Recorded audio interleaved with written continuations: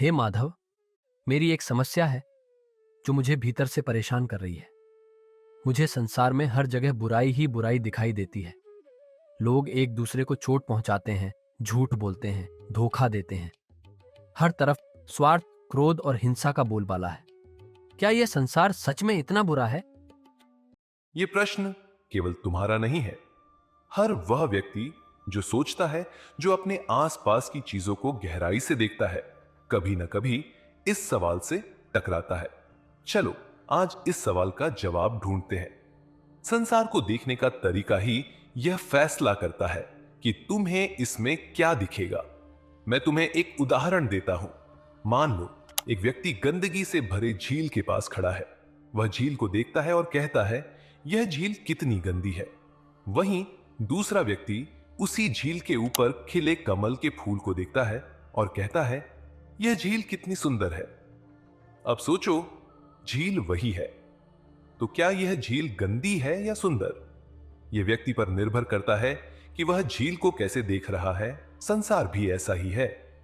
यह तुम्हारे मन और तुम्हारी पहचान पर निर्भर करता है कि तुम्हें इसमें क्या दिखाई देता है।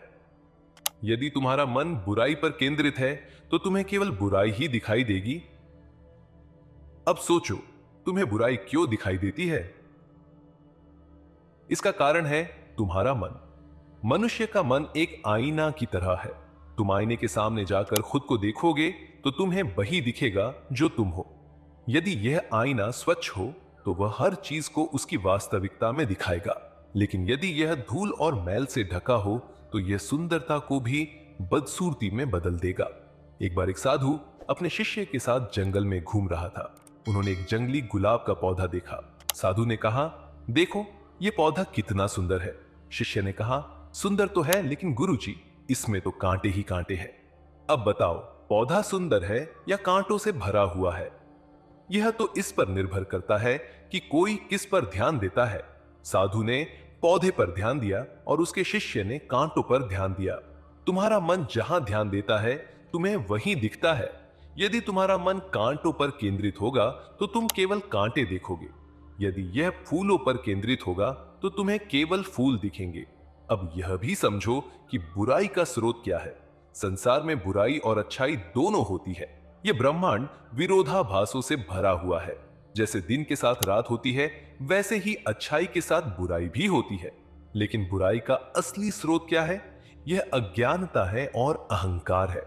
जब लोग अपने भीतर के अज्ञान से प्रेरित होकर कार्य करते हैं और हमेशा ये कहते हैं कि मैं इसे कर रहा हूं, ये मैं ही अहंकार है, तो वे बुराई की ओर बढ़ते हैं। वो आग जिसे हम अपना भोजन पकाकर खाते हैं, तो वही आग हमारे लिए परमात्मा का स्वरूप हो जाती है और हमें अच्छी लगती है। पर वहीं अगर एक बच्चा जो आग से अनजान है, यदि वह आग को छूने की कोशिश करेगा तो वह जल जाएगा। अब क्या यह आग की बुराई है या बच्चे की अज्ञानता? ठीक इसी तरह लोग जब बुरे काम करते हैं तो अक्सर यह उनकी अज्ञानता होती है। वे यह नहीं समझ पाते कि उनके कर्मों का क्या परिणाम होगा। अब सवाल यह है कि तुम्हारा मन क्यों केवल बुराई पर ध्यान देता है? इसका कारण है तुम्हारी चिंताओं और अनुभवों का बोझ। जब मनुष्य कठिनाइयों का सामना करता है तो उसका मन नकारात्मकता की ओर झुक जाता है। वह अपने चारों ओर उन्हीं चीजों को ढूंढता है जो उसके डर, क्रोध या निराशा से मेल खाती हैं। इसलिए तुम्हें सबसे पहले अपने मन का यह बोझ हल्का करना होगा। यदि तुम यह बुराई देखने की प्रवृत्ति को बदलना चाहते हो तो तुम्हें 3 बातें अपनानी होंगी। दृष्टि बदलो। हर परिस्थिति में अच्छाई ढूंढने की आदत डालो। यदि तुम्हारे सामने एक समस्या है तो उसमें छिपे अवसर को पहचानो। हमेशा यह ध्यान रखो कि तुम्हारे साथ जो भी होता है वो अच्छे के लिए ही होता है। जब परेशानी आती है तब तुम्हें यह समझ नहीं आएगा, पर जब थोड़ा बाद गुजर जाएगा और तुम इस परेशानी से बाहर आ जाओगे तो तुम्हें यह बात अच्छे से समझ आ जाएगी। मन को स्वच्छ करो। ध्यान और प्रार्थना के माध्यम से अपने मन को शांत और स्वच्छ बनाओ। दिन में थोड़ा समय खुद के लिए भी निकालो। शांति से बैठो, अपने मन को देखो कि वो किन बातों में तुम्हें फंसाए हुए है। अपनी सांसों पर ध्यान दो। ध्यान से तुम्हें अपनी आत्मा का अनुभव होगा और तुम्हारे सारे डर और परेशानियां और दुनिया को देखने का नजरिया बदल जाएगा। सेवा और दया का अभ्यास करो। जब तुम दूसरों की मदद करते हो और उनके प्रति दया का भाव रखते हो तो तुम्हारे भीतर की नकारात्मकता कम होने लगती है। अपने आसपास लोगों को देखो, प्रकृति को देखो और अपने अंदर करुणा भाव लाओ।